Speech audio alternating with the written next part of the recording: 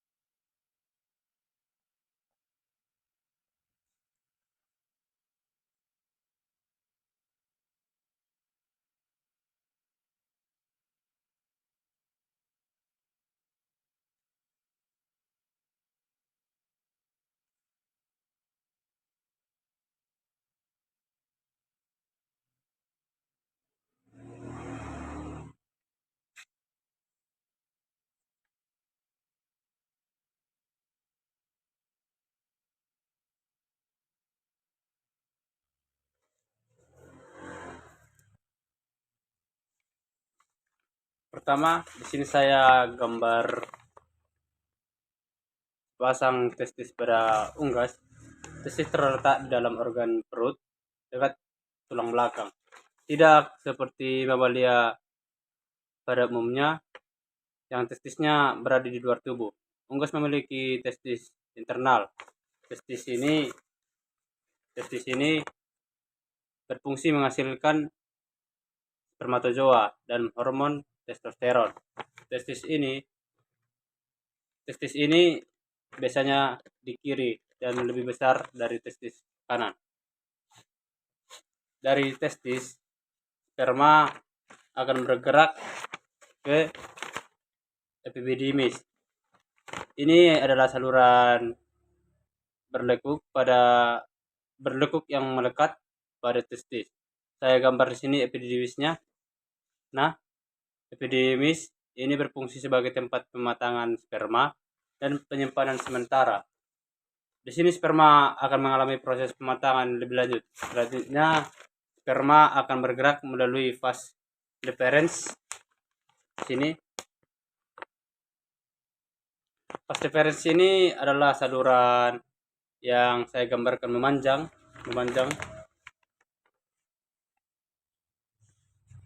dari epididymis menuju kloaka.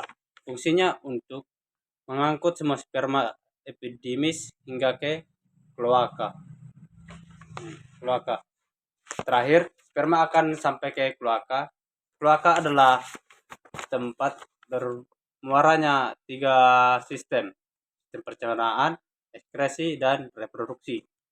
Saya gambar kloaka di bagian belakang tubuh unggas. Ini. Pada saat kawin, kloaka jantan akan ditempelkan ke kloaka betina dalam proses yang disebut cloacal kiss. Berbeda dengan mamalia, sebagian besar unggas tidak memiliki penis yang menonjol. Pengecualiannya adalah bebek, angsa, dan beberapa unggas air yang memiliki falus. Selanjutnya, kita akan menjelaskan saluran reproduksi unggas betina. Nah, sekarang kita beralih ke sistem reproduksi unggas betina.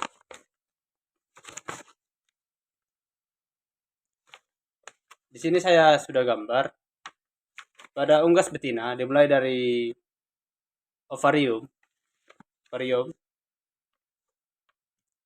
Pada unggas dewasa, umumnya hanya ovarium kiri yang berkembang dan berfungsi, sedangkan yang kanan mengalami regresi.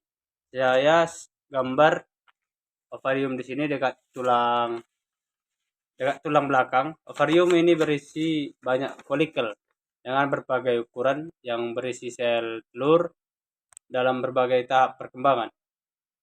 Fungsi ovarium adalah menghasilkan sel telur dan hormon estrogen serta progesteron, sehingga ketika sel telur matang akan terjadi ovulasi di mana sel telur dilepaskan dan ditangkap oleh infundibulum.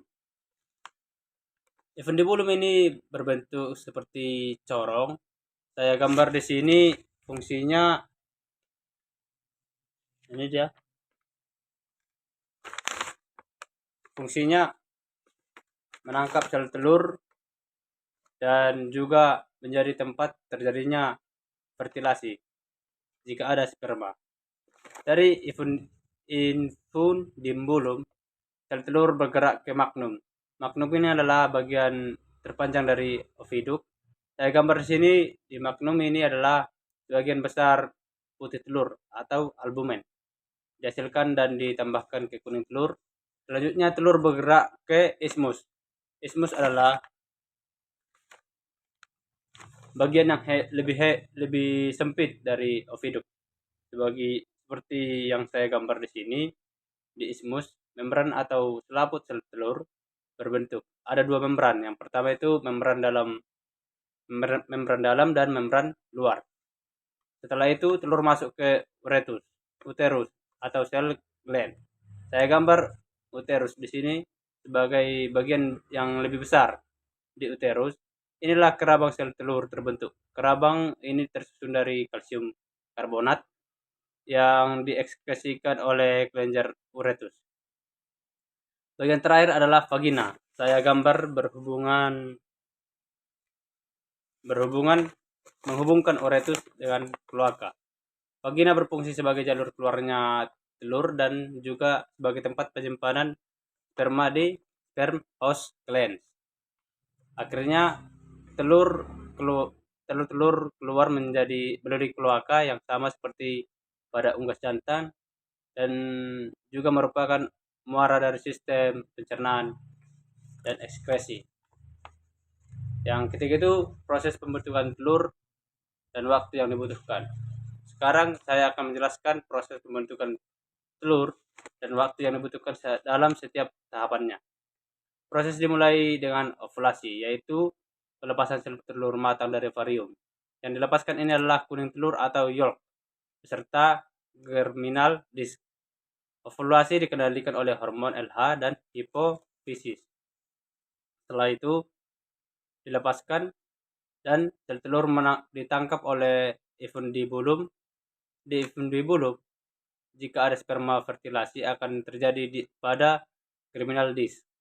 Sel telur hanya menghabiskan waktu sekitar 15-30 menit di infundibulum. Kemudian telur bergerak ke magnum. Di magnum putih telur ditambahkan. Proses ini memakan waktu sekitar 3 jam. Dari magnum telur bergerak ke ismus. Di ismus, membran telur berbentuk. Telur berada di ismus selama 1-2 jam. Setelah itu, telur masuk ke uterus. Di uterus, inilah telur menghabiskan waktu terlama, yaitu sekitar 18-20 jam. Selama berada di uterus terjadi dua proses penting, penambahan cairan putih telur atau plumping dan pembentukan kerabang telur. Kerabang telur terbentuk dari pengendapan kalsium, karbonat, serta secara bertahap. Yang terakhir, telur melewati vagina hanya dalam hitungan menit. Di vagina, lapisan kutikula ditambahkan sebagai pelindung terakhir sebelum telur keluar melalui kloaka. Jadi total waktu yang dibutuhkan telur keluar dari ovulasi yaitu 24-26 jam. Karena proses yang cukup panjang ini, unggas biasanya bertelur dengan interval sekitar 24-27 jam dan biasanya terjadi di pagi hari. Yang menarik, unggas betina bisa menyimpan sperma dalam sperm host glands di vagina selama beberapa minggu. Ini memungkinkan unggas betina untuk menghasilkan telur fertil selama beberapa waktu setelah satu perkawinan. Demikianlah penjelasan tentang sistem reproduksi unggas jantan dan betina serta proses pembentukan telur. Semoga penjelasan ini bermanfaat. Terima kasih atas perhatiannya.